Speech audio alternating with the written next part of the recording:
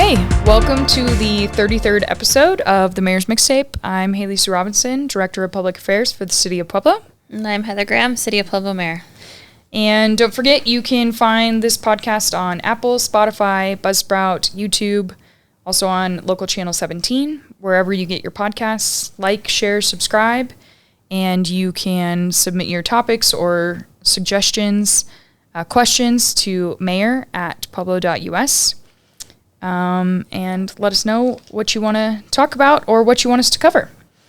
Mayor, we had a late night at City Council last night on a Tuesday instead of a Monday. And it seemed like last night's discussion, a lot of it had to do with development in the city. I think to start off, we'll start with the Circle K. And we had a resolution and an ordinance. But let's first start with the Convergys property and the Circle K development. This is a development site that you first brought forward in April, early spring. That's correct? Mm-hmm. So tell us a little bit about this project. Yeah, so obviously everybody knows the Convergys, or what used to be Convergys, across from Bessemer Park. It's a huge eyesore for the community. It's burned. The roof is half missing now.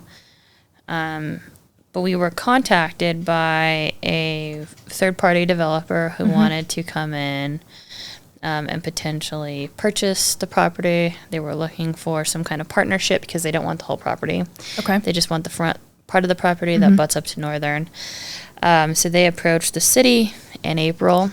We've had to work through some contractual agreements since then, and so in April I took this project to City Council after meeting with each of the city councilors about the project, and using the city's demo funds and ARPA dollars to help incentivize this business that was going to be coming into this property. And in return for those dollars that we were willing to give, they were going to grant us 1.2 acres of the property, so the whole backside of the property. And our plan was to develop it and use it as an affordable housing site. Okay. So we don't have an end user. We have nothing past the part of demoing it and having a piece of property there, so that multifamily or some workforce housing could potentially go up. It is in a TIF district. Okay. Which makes it even more appealing for a developer to come in. And the specific developer is Circle K. It's not just your normal Circle K gas station. It's one that also has a small market attached to it. We continuously hear about the food desert in that area, and so we thought that this would be a great project, public-private project, using some demo dollars and some ARPA interest dollars to incentivize the developer to come in, which is Circle K, and also to get a large blighted building down in the middle of Bessemer. Sure.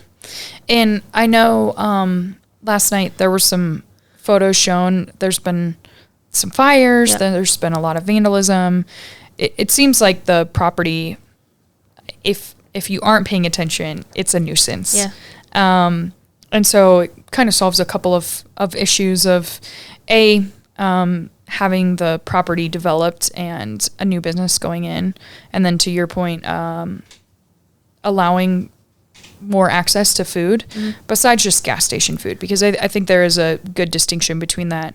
A lot of folks are like, hey, gas stations are not good, healthy food. And I think for the most part, we would agree with that. But it sounds like it's more... It's a little bit more than just a gas like station. Market, some grab and go items, and maybe some essentials that could help the community. And then the demo would allow us to incentivize a developer to put in workforce housing or some sort of housing development. On the backside. Great. Okay.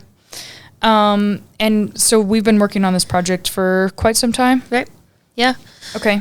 Many months. So when I brought it to City Council the first time, they told me, which they forgot, they told me it was very clear last night, to come back. They voted it down the first time. Sure. It was a multitude of projects that were all wrapped in one. So not only was this large demo, there was 4 houses, one in each of the districts. One of these houses specifically, which I find ironic, is 1310 West Route, which is the house that everybody wants down, right? And so, hindsight, I guess if City Council would have approved those funds to knock all 4 of these houses down in the Convergys property, we probably still wouldn't be dealing with the route property. But nevertheless, here we are. 4, I think I misunderstood. So those 4 homes plus the Convergys site also would have been demoed? Yes. So is that what's being brought forward in this one? Nope. No. So City Council votes it down, says come back when you want to share the plan and the developer. So here we are with the plan and the developer. We're going to have a work session on it on Monday. Okay. So that they can October 20th. Get their questions answered on this project, and hopefully we can move this project forward. The funds that are going to be used on this project were remaining demo dollars and accounts going all the way back from 2014. So closing some accounts. Every year we set aside demolition funds, whether they come from the general fund or CDBG funding. Those projects are allocated at a cost that we think it's going to cost. Some of these accounts had 10,000, whatever. And so we went through in the budget process and realized that there was an opportunity to put all of these funds together and do a cool project. Okay, great. And here we are. So City Council will be seeing this resolution and ordinance again on first reading October 27th. Okay. So we'll hear a work session presentation October 20th, this coming Monday. Then first presentation on the 27th, which means second reading in November. Yeah. Okay. All right. We did have a couple pieces of good news last night, Mayor, as far as development goes. City Council did approve a resolution to support Buc-ees coming to Pueblo. So I wanted to talk a little bit about that. I mean, we did have our Director of Public Works, Andrew Hayes. He did a KRDO interview a couple weeks ago, and a couple of folks just said, hey, that's great that you talked to the news, but are you talking to Buc-ees, or what are we going to do about it? Yeah. And so it seems like this is kind of an opportunity of, hey, this is what we're going to do about it. We've heard a lot. Pueblo's open for business. Yeah, we've heard a lot about Palmer Lake and that discussion and what Buc-ees looks like or doesn't look like up there. And so there were a couple communities, us included, that said, hey, we'd love to have Buc-ees. And now this resolution says, hey, we actually might be serious. So I think we got 7 votes. We did. It was 7-0, which was really exciting. Can you imagine? I know. So let's talk about where potentially Buc-ees could live in Pueblo. Yeah. What are some options? I think that, they want a heavy trafficked corridor. So somewhere around 50 and I-25. Sure. Or maybe 50 in the boulevard. Or I-25 in the boulevard, sorry. Which would be 2 locations that, if you typically look where they kind of set up shop, that's what it looks like. Yeah. Have you ever been to Buc-ees? I have not been to Buc-ees. Okay. We do have a lot of folks here at the city in City Hall. In Pueblo who really like Buc-ees. Yeah. I like the beaver nuggets. They also have really good beef jerky. Okay. Just saying. Yeah. So I think it could be exciting. So it's an exciting step forward to see maybe Pueblo will be home of the new Buc-ees. Maybe. Cool. At least we have something now, though. When we approach Buc-ees or Buc-ees comes to us, we can say, hey, we really are serious about it. Yeah. It's not just all talk. Yeah. Cool. Great. Okay, so also speaking of good news, towards the end of the night, like I said, it was a late night. We had a developer from the Dillon Drive project and our partners from PURA, the Pueblo Urban Renewal Authority, who presented the plan. Can you talk a little bit about what that Dillon Drive plan has been? And sure. So, the Dillon Drive Urban Renewal Plan is obviously on Dillon, butts up to the Fountain Creek, and then on the other side butts up to Colorado Tire, Clean Homes, I-25. And so that property was in a floodplain. Right. some fantastic developers who have developed many hotel properties within our community, outside of our community, took over the land. Okay. Dumped millions and millions of dollars worth of dirt to pull that up out of a floodplain. I think last night we heard they have 12 pads that are available for development. That's amazing. Several LOIs have been signed. They're awaiting building permits. Okay. But last night was kind of the end of their planning phase, being able to get their renewal plan put into place to do the public infrastructure. So streets, sidewalks, those public improvements that you can use TIF dollars to do. So that was super exciting. Then it was another 7-0. I mean, I can't. Well, and we had a lot amazing. of folks in the room too. Yeah. I mean, we heard from community members, we heard from the developer themselves, we heard from Urban Renewal. It really, in my opinion, it looked like this is truly what good partnership looks like. Yeah. From the private side with developers who, to be perfectly honest, like you said, put millions of dollars into something Of dirt. Yeah. I remember when the dirt first started moving, we got so many calls here to the mayor's office. Hey, what's happening over kind of by the mall? What's happening over by Walmart? Yeah. What are they doing over there? Because as long as we have been alive, as long as most people have been alive, it's just been stagnant. A floodplain area. And I don't think anyone ever really imagined that would be an area that they would develop or would have businesses. So it's exciting. Yeah. So then moving forward, what does it look like? So they're actively working on putting the infrastructure in the ground, pulling the building permits. So, now that the plan has been approved by City Council, I'll sign it today. Okay. And they'll be well on their way to developing the area. So Great. Looking forward to several new businesses popping up in that area. Great. That's super exciting. Yeah. I think it'll be great for that corridor and just an exciting time to see so many new businesses coming to Pueblo. Yeah, totally. And lots of investment. Okay, another piece that actually was approved last night as well, by slim margins, 4-3, was the dog track demo. So for folks who maybe are not familiar with this property, this is over off of Pueblo Boulevard, and it's been an eyesore for many years. Pueblo for a really long time. Yep. So talk to us a little bit about this project and what it looks like. How this started is when I first became the mayor, I had been in a couple meetings with the owners of this piece of property. They were looking for half-cent sales tax dollars to help develop. They came to the Urban Renewal Authority. They were turned down over and over and over. And so maybe, 6 months ago, myself and the previous executive director were having a meeting, and we were talking about some funding that they had in the Minnequaw Lake TIF district. Okay.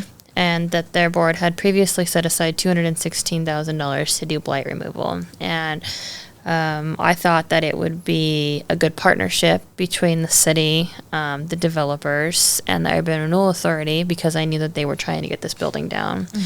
The amount of code violations it has, it's caught fire, it's pretty gruesome.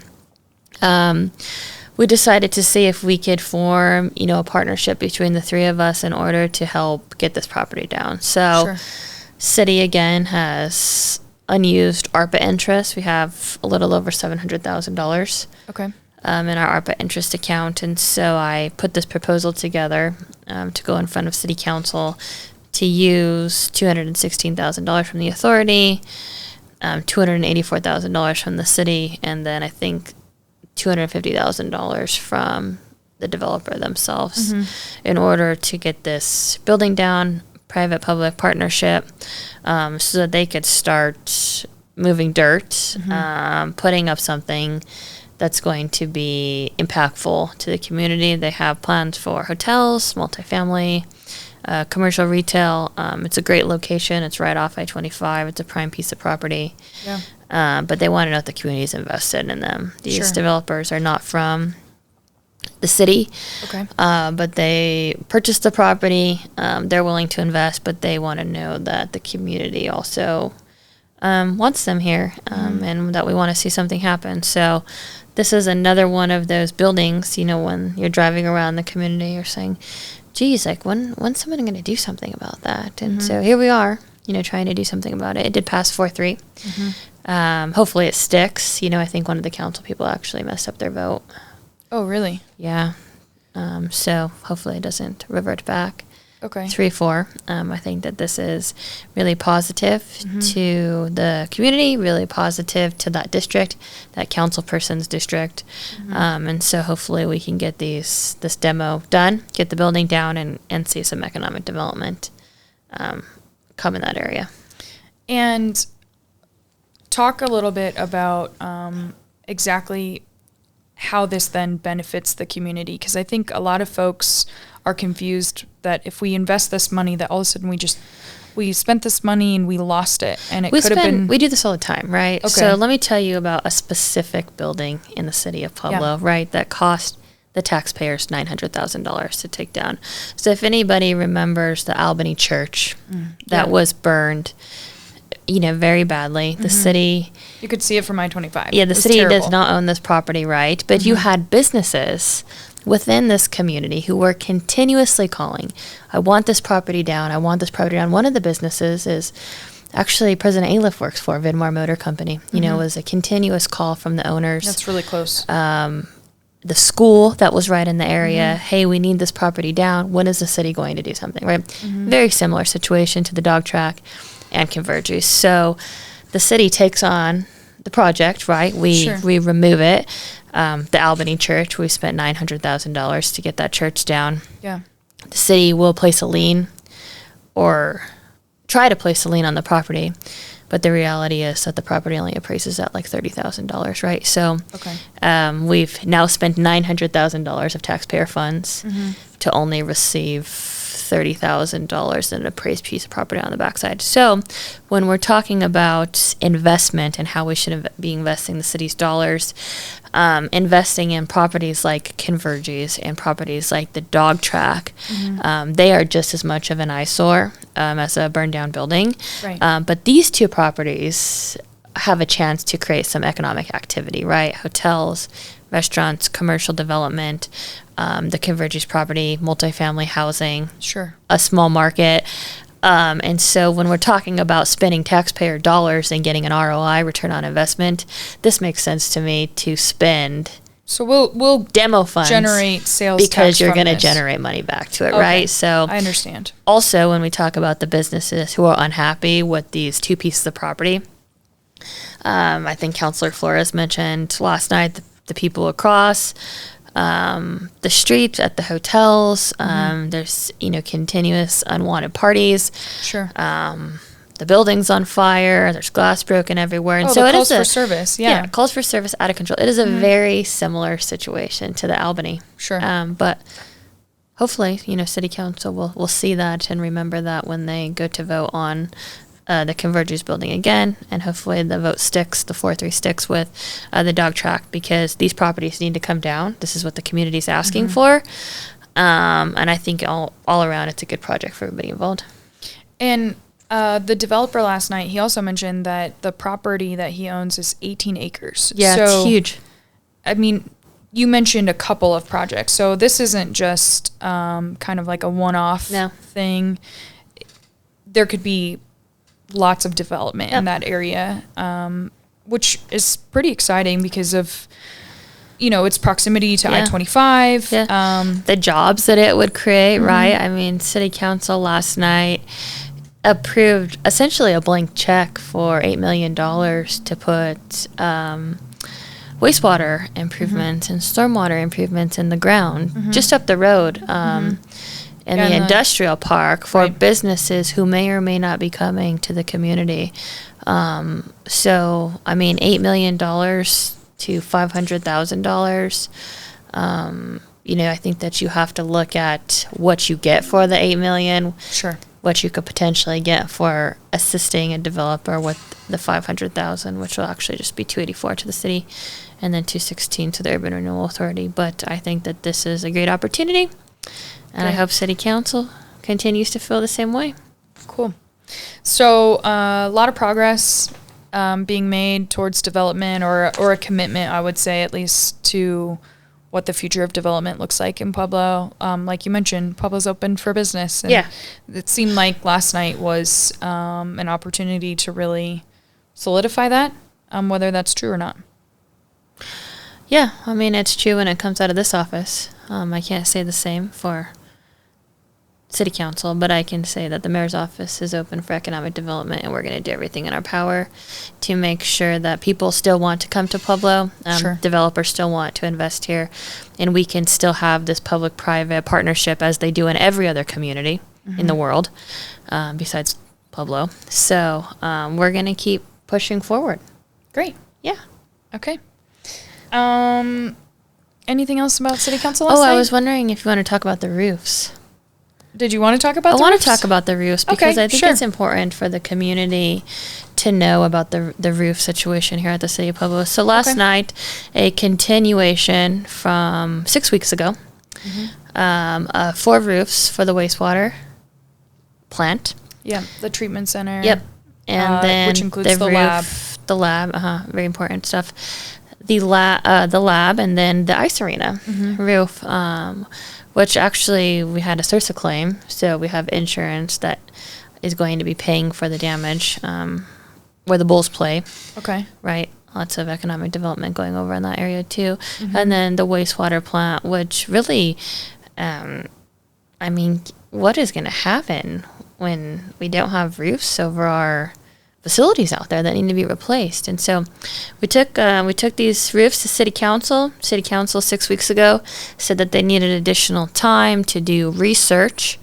As of yesterday morning at 7 a.m., I had not heard, and neither had any of my directors from City Council, about the additional research that they wanted.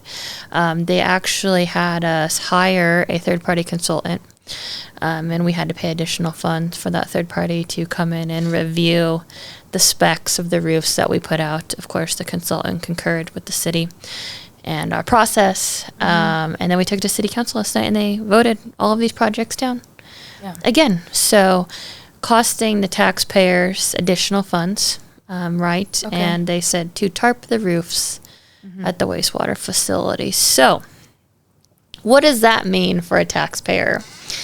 That's kind of scary, right? Because you have equipment in there that needs to be covered. We have leaky roofs, water leaking all over this equipment. And in the long run, it's going to end up costing the taxpayers additional funds, as it did cost the taxpayers additional funding to hire a third-party consultant to come in and tell the city what we already know. So, you know, I'm not sure what's going to happen with this whole roofing situation.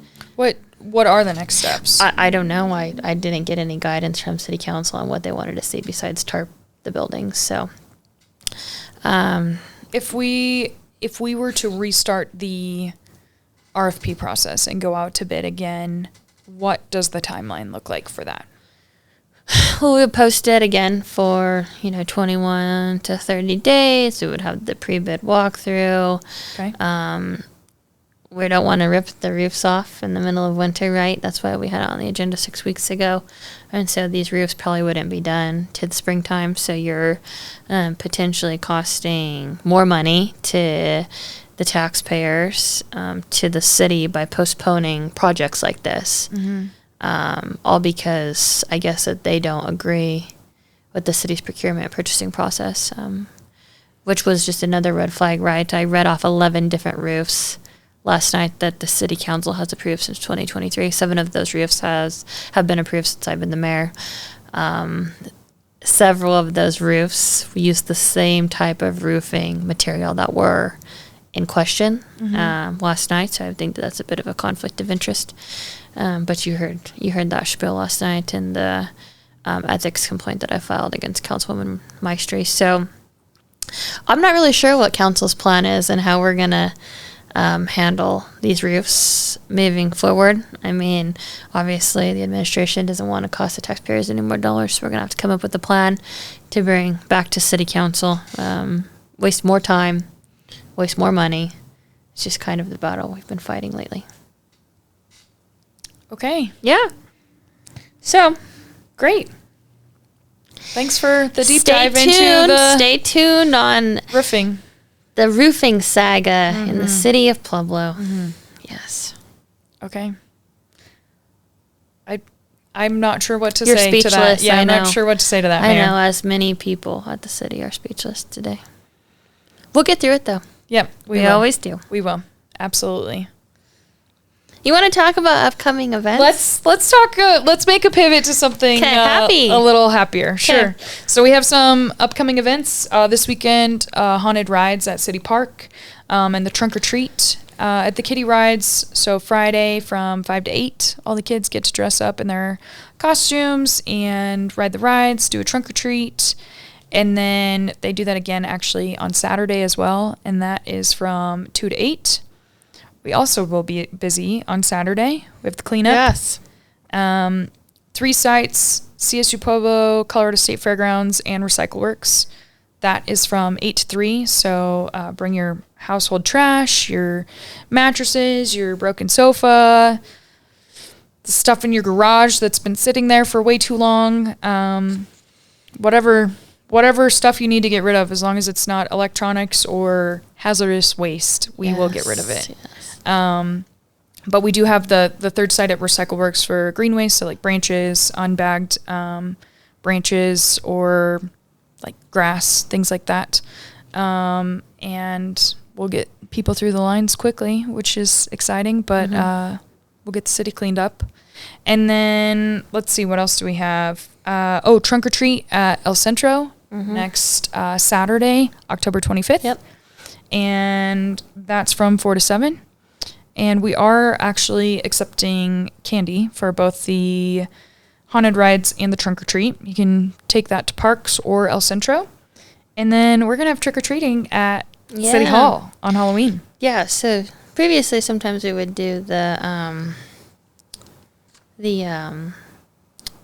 in the garage, what do they call it? Oh, we did trunk or treat with the police department. Yeah, we so did that for years. We're going to combine and have several city departments here at City Hall. We're going to have a haunted bus. We're kind of doing like a touch-a truck type of thing in the city parking lot. So we'll have one of our buses that'll be like a haunted bus, but then we'll have a fire truck. We'll have one of our street sweepers. I think we might even get one of our wastewater Vector trucks, which is really cool. Yeah.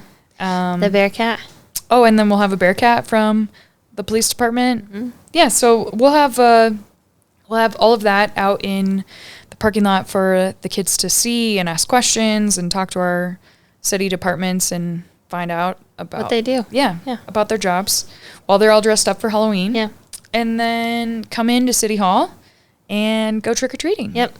So we did that last year, which was a lot of fun, but I think it's going to be even better this year. I do too. I think it's huge. Yeah. Come down to City Hall.